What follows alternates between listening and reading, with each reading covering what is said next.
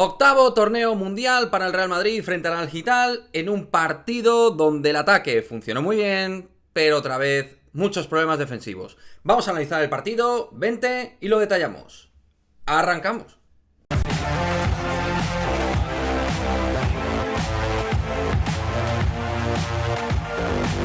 ¿Qué pasa, chicos? Pues sí, vamos a analizar, ¿no? Un poquito claves, sensaciones de un partido donde el Real Madrid ha sido muy superior, pero fijaos, al final, aun siendo tan superior, 5-3, ¿no?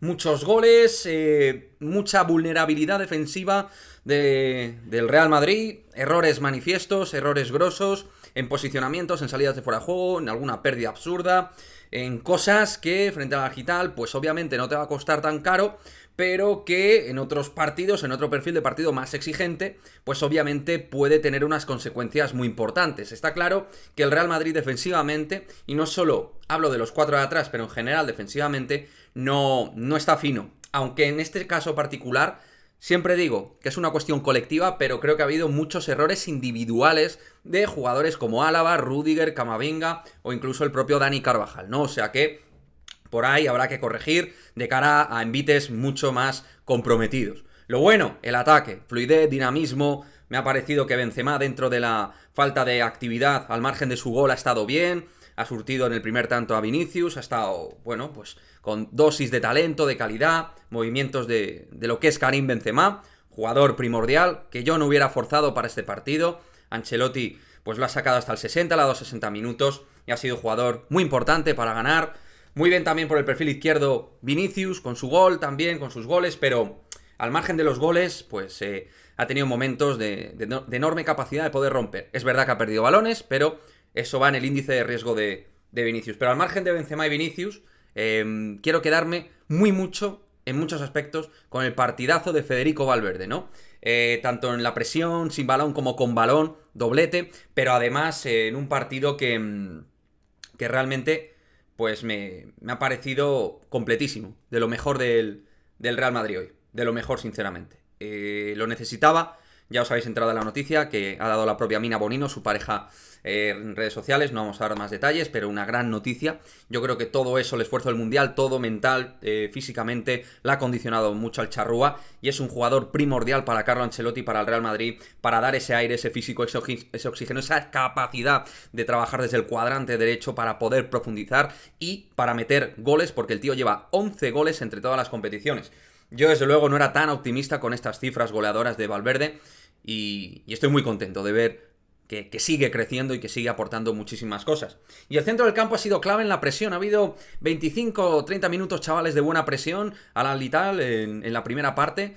Y Modric, Kroos y Tchouaméni han estado bien. Han tirado ahí del equipo, han empujado. Luego en otros momentos han refrigerado más. Pero Kroos ha hecho un partido excelente con balón. Bien sin balón. Para mí de lo mejor hoy Toni Kroos. Modric un poquito por debajo de Kroos, pero también con algunos aportes, aunque luego se nota que el partido por momentos le puede pasar, porque ha sido un partido, como digo, 30-35 minutos de ritmo alto, luego ha ido refrigerándose la cosa, bajando de revoluciones, ha habido momentos de mucho ritmo, con otros de muy poco ritmo, una mezcla de sensaciones, luego con los cambios todo eso ha sido un poquito más discontinuo el partido, y Tchouaméni pues que ha dejado un poquito de todo también, momentos de dominio en la medular, con otros menos precisos, pero confianza máxima en un tipo que también, si digo de Valverde que es fundamental, Tchouaméni también tiene que ser muy importante. Al igual que Camavinga, cuando le veamos en el centro del campo, esperemos que pronto, y que pronto deje de tener que parchear el perfil izquierdo. Luego cambios, Rodrigo, Asensio, Ceballos, clave para en el segundo tiempo intentar darle criterio y sentido común al juego que a lo mejor Kroos y Modric ya no estaban perfilando tanto, y demostrando Ceballos que aunque sea el rival que tienes enfrente, porque todo este partido, obviamente, en el análisis al pormenor tienes que hablar de un rival que es lo que es. Pero bueno, que esta gente han ganado al Flamengo. Todo el mundo decía que Flamengo iba a ser el finalista con el Real Madrid. Tienes el día tonto y ante uno de los equipos más poderosos de Sudamérica van y lo ganan. O sea que son un equipo pobre en distintos conceptos tácticos, seguramente a nivel de perfilar trabajos de eso, de automatismos y tal, a nivel profesional pueden tener algún déficit, pero insisto, que han ganado al Flamengo, que no creo que sea moco de pavo, así que respeta a un equipo que además le ha marcado 3 goles al Real Madrid, o sea que, lo dicho, cosas buenas, Rodrigo también con sus aportes vitamínicos en el ataque junto a Vinicius, El equipo está claro. Ahora mismo hay 13-14 piezas súper activas, pero hay que meter más gente y ciertos jugadores que cojan un mejor ritmo.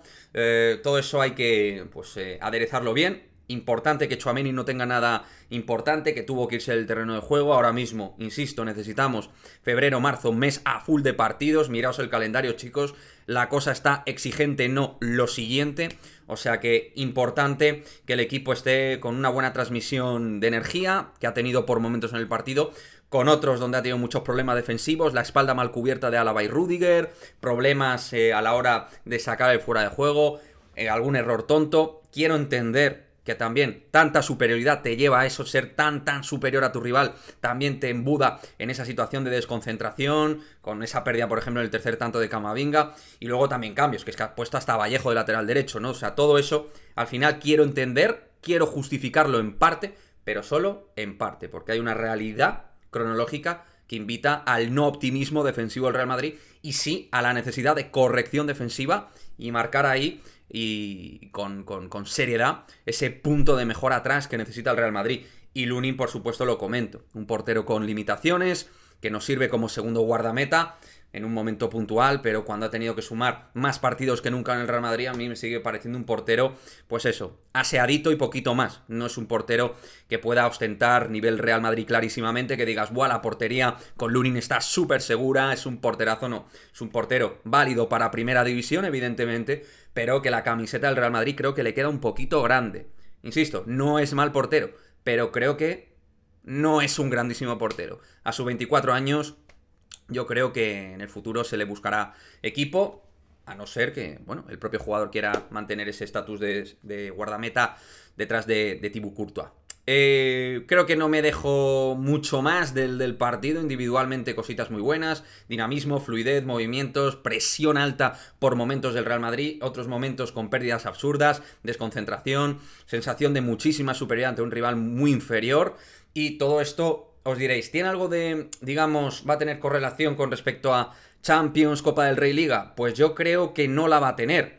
Pero me gustaría pensar que anímicamente ganar un título viene bien. Este es el típico torneo trampa que todos decimos que si lo pierdes es un auténtico error dentro del camino de la temporada, evidentemente, pero que tienes que ganar. Te queda ahí bien la estrellita, un título más que sumas, pero todo esto lo tienes que, obviamente, añadir a los títulos importantes. O sea que es un momento donde el equipo venía como venía, ha perdido la final de la Supercopa, primera final que habíamos jugado en este año, luego por otra parte habíamos perdido ante Mallorca, 8 puntos contra el Barça, sí que se necesitaba al menos anímicamente ganar ese torneo y decir, bueno, sumamos un torneo, ahora punto cero de nuevo para ir a por lo doméstico y para la Champions, ¿no? En fin, chicos, me gustaría vuestro comentario al respecto. ¿Qué os ha parecido el partido del Real Madrid?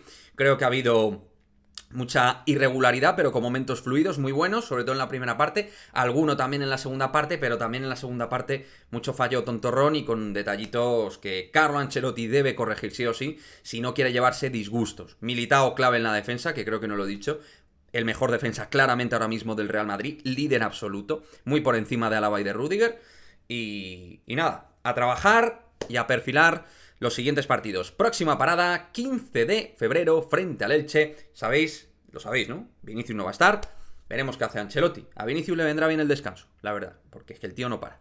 Así que nada, ya iremos con todo ello. Como siempre, importante, chicos, dejarme vuestro comentario con respecto al partido y nos vemos en el próximo vídeo.